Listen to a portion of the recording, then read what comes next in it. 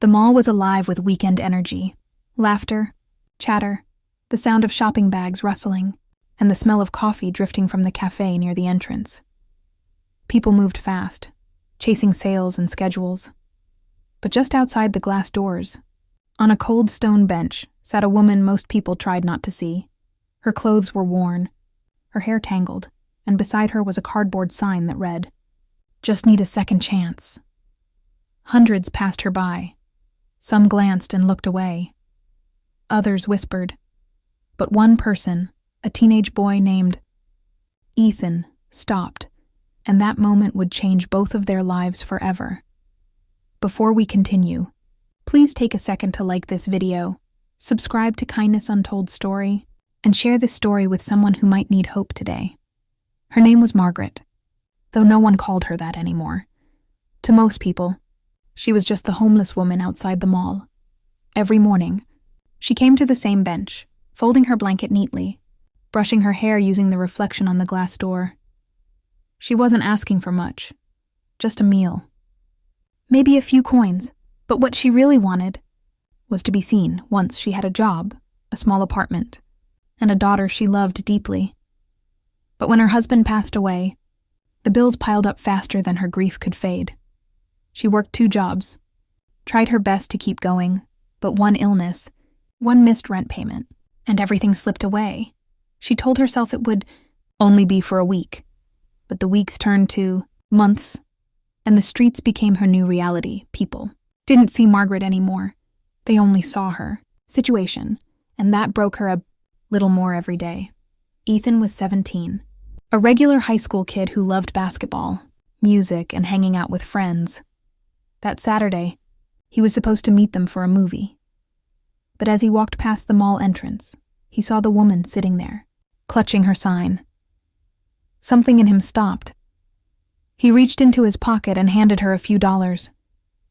But instead of just saying thank you, Margaret looked up and whispered, "Could you just talk to me for a moment?" Ethan hesitated. His friends were waiting, but something told him to stay. So he sat down. They talked about the weather, music, and the city. And slowly, Margaret's story came out. She had once worked at a library.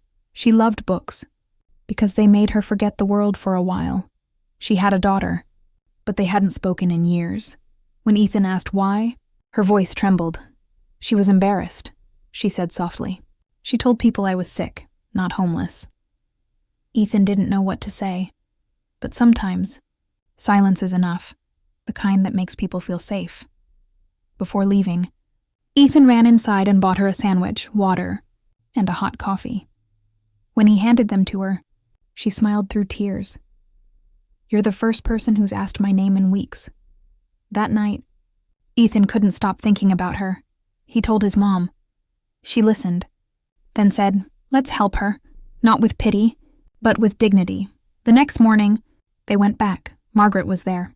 Surprised to see them, Ethan's mom offered her breakfast and a warm blanket. 3 strangers sat together, but it didn't feel that way. Margaret showed them a photo. A young girl in a graduation gown. "My daughter," she said. "Her name's Lena." Ethan's mom, who worked at a hospital, decided to help. She called a few contacts. 2 days later, they found Lena. She worked at a bakery nearby. When Margaret heard, she broke down. "Do you think she'll want to see me?" she whispered. Ethan smiled. "There's only one way to find out." The next morning, Margaret wore her cleanest clothes. Ethan's mom drove her to the bakery. When Lena looked up and saw her mother standing there, she froze. "Mom?" Margaret nodded. "I'm sorry," she said. "I never wanted you to see me like that." Lena ran around the counter and hugged her tight. They cried, the kind of tears that heal.